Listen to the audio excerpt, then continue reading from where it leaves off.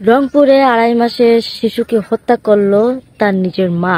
Hello বন্ধুরা, আশা করি সকলে ভালো আছো। আলহামদুলিল্লাহ আমিও ভালো আছি। হ্যাঁ বন্ধুরা, তোমরা ঠিকই শুনতে পারছো যে রংপুরে 2.5 মাসের শিশুকে হত্যা করছে তার নিজের মা। নিজের মা কিভাবে তার সন্তানকে হত্যা করে?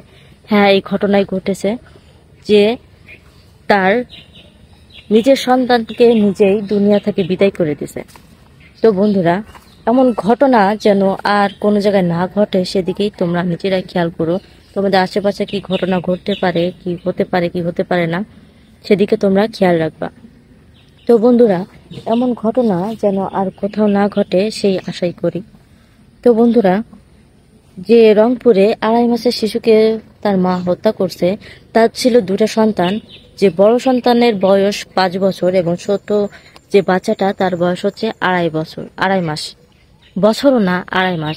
এই 2.5 মাসের সন্তান কি এমন ভুল করতে পারে, কি এমন করতে পারে তার জন্য তার মা নিজেই তাকে হত্যা করলো? কি জানতে ইচ্ছে করে না? অবশ্যই জানতে ইচ্ছে করে। তো বন্ধুরা, তার মা তার সন্তানকে কেন হত্যা করলো? যখন সেই সন্তানটা তার গর্ভে আসে, গর্ভে আসার পরে তখন থেকেই সেই মা নিজে একেবারে অসহ্যকর হয়ে যায় যে তার বাচ্চা পেটে আসার পর আস্তে আস্তে করে যখন বাচ্চাটা পেটে আসার পরে তার মা একেবারে সন্তুষ্ট ছিল না, খুশি ছিল না, এক কথা ছিল বিরক্ত। তার মা ছিল বিরক্ত বাচ্চাটার জন্য। যখন সে আস্তে আস্তে করে দুনিয়াতে চলে আসলো, সে সন্তানটা আসার পরে বাচ্চা মানুষ কান্না করবে, এটাই স্বাভাবিক। তো এই বাচ্চাটা কেন শুধু কান্না করে? তার মায়ের একমাত্র বিরক্তকর হচ্ছে বাচ্চাটা কেন কান্না করে। হ্যাঁ, এই কান্না করার জন্য তার বাচ্চাকে ছোটবেলা থেকে মারধর করে, শাসন করতে যায়, মারধর করেছে। যে বাচ্চা যে কিছু বোঝে না তাকে শাসন করে কি করবেন? সে কি বুঝবে? সে তো নিশ্চয়ই বুঝবে না। তো তাকে মারধর করে।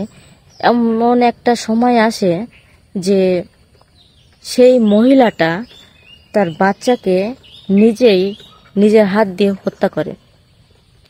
সেই মা তার সন্তানকে নিজেই হত্যা করার পরে তার কোনো বিন্দু মাত্র আফসোস নেই যে তার সন্তানকে সে হত্যা করছে। বিন্দু মাত্র তার মনের ভিতরে, তার বুকের ভিতরে কোনো আফসোস নেই।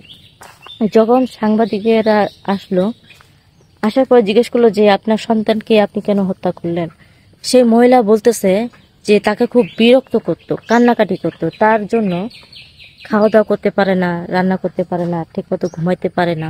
এই জন্য সে তার সন্তানটাকে দুনিয়া থেকে চিরতরে বিদায় করে দিছে। এটাই হলো তার কারণ।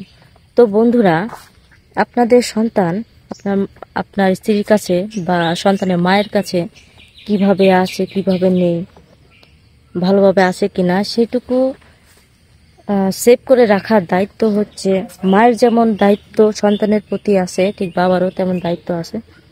তো বন্ধুরা, ভালো থাকবেন, সুস্থ থাকবেন। আল্লাহ হাফেজ।